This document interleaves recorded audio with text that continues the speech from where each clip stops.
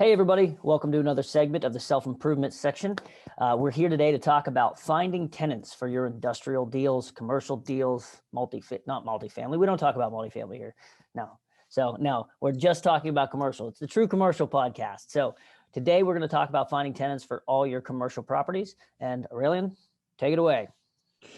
Yeah, well, the good old sign on the property, especially, if you are in an area. I know for myself right now, I'm working on a retail deal, and so there is signage. The signage needs improvement, but there is signage. And in terms of strategies I've developed, I'm working with a friend on that deal who's helping me, and they suggested go on Facebook and see what type of groups there are, local business groups, and then advertise the space so you can find potential tenants there that way. And the other way to use Facebook is you can approach, for example, there is room for a nail salon, so you can approach people that have nail salon businesses on Facebook and mention to them that you have space vacant, space available that would be suitable for a nail salon, and you put the basic information, square footage, the price you're looking for, and yeah, that's another way of contacting. So you don't have to contact you don't get in touch, you get in touch directly with the owner because they're usually the ones taking care of the Facebook group or the Facebook page. And yeah, so that's one way of doing it. Yeah, that's awesome. No, that's a great suggestion. I definitely need to dig through my local Charlotte market and start looking up some more business groups. I like that. One thing that we specifically have at our brokerage firm here, we've got a group that just focuses on tenant rep, and those types of brokers are out there in every major market. So if you're in a major market, I would reach out to your commercial real estate firms and try to talk to the folks in those firms that just do tenant representation, because they're constantly dealing with tenants calling them to try to help place them in spaces. So they may have somebody, without even going and advertising it, they may know somebody who's already looking for a space similar to what you have. So it can be a really quick way to kind of bypass that, because they're marketing, they're out there constantly marketing to try to find those tenants. So yeah, and I like the idea of reaching out to people specifically for the space. So if it's going to be good for a pizza shop or a nail salon, or like you said, you can reach out to those business owners who might have locations already in other facilities. Let's say it's a strip mall and you're trying to fill up one space.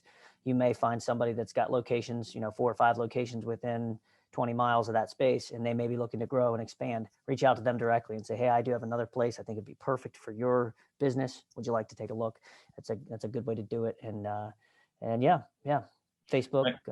Yeah, and I think it's smart what you're saying about talking to a broker, because a broker can also give you ideas of what type of businesses would be a good fit in those spaces. So that's what I did too. I spoke with a few brokers that specialize in retail in that area, and they had plenty of ideas.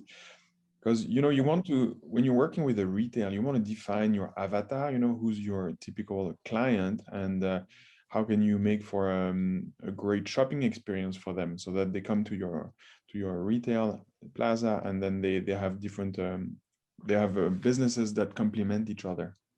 Yeah, absolutely. And a lot of people are going to wonder, obviously, if a broker's involved, are you going to have to pay that broker? Typically you will. And how that works is it's a little different than a normal brokerage sale, because when you're selling a property, if it's $1 million sale, you take a percentage of that sale.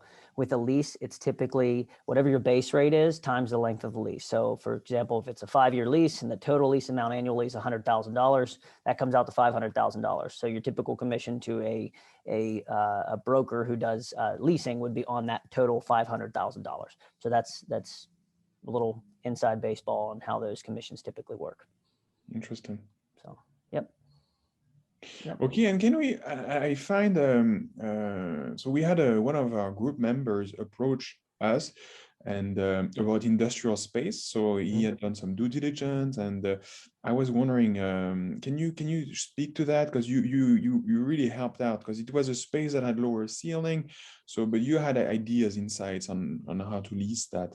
Yeah, absolutely. So typically with your larger industrial clients, so your distribution companies like your Amazon or a big FedEx facility, they're going to want high ceilings. They're going to want 35 plus. It's not being, it's becoming more common for them to be 40 foot even, because they want, the higher they can go up, the better. They're trying to get these properties as close to metro centers as possible so that they can get their last mile delivery or get as close to last mile delivery as possible.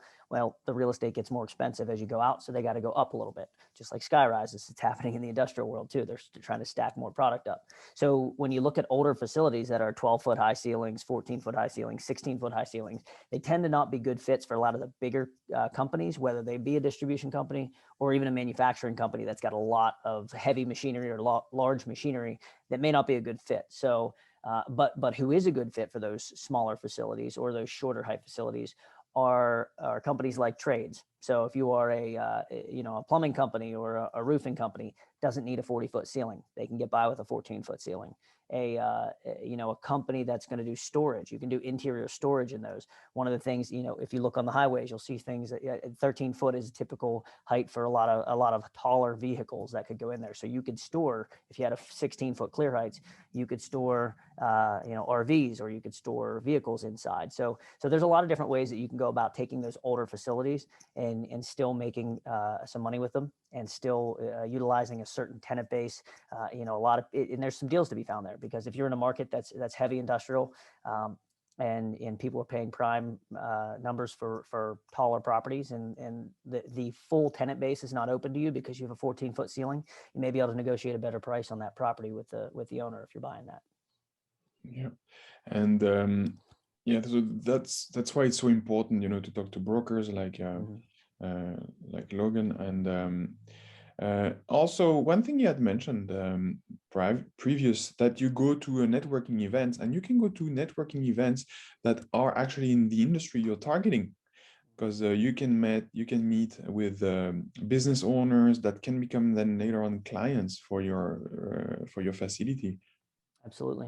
Absolutely. Yeah. Any networking event you can go to, is, whether it's real estate directly related or not, is, I'm a huge fan of, because the more people that you can get in contact with who know who you are, that's better. And then the next time you're at that event, you say, hey, look, I've got this vacant space in my shopping center, and I'm looking for somebody. Do you know anybody? And they run a postcard business, but they know their friend or cousin or colleague or whoever might have something that's perfect for it. So definitely go to as many networking events as you possibly can. Yeah, and lastly, maybe we could mention the classic one, the typical one, where you just post an ad on the property, and then it depends on the vehicle count, and CoStar can tell you, what the vehicle count is, and the higher the better for exposure. Absolutely. Yeah, there is just the traditional method, put it out there and advertise it as well. So yeah, there's a lot of different ways to do it. So, and also for my retail, one of the idea was to talk to the tenants, the existing tenants, who may know of people who they can recommend, and then it's even better, because they know each other, and can be a way to do it. Absolutely, for sure. Well, yeah, that's a good list. There's a lot in there, so you definitely get a lot of directions. If none of that works and none of that's helping you, and you still are struggling to get your place filled up, then go talk to a broker and sit down with someone who can help you with that. Awesome. So, okay, well, hopefully you guys enjoyed the show, and it's been a pleasure to do it for us, and we'll see you next week. All right, see you, everybody.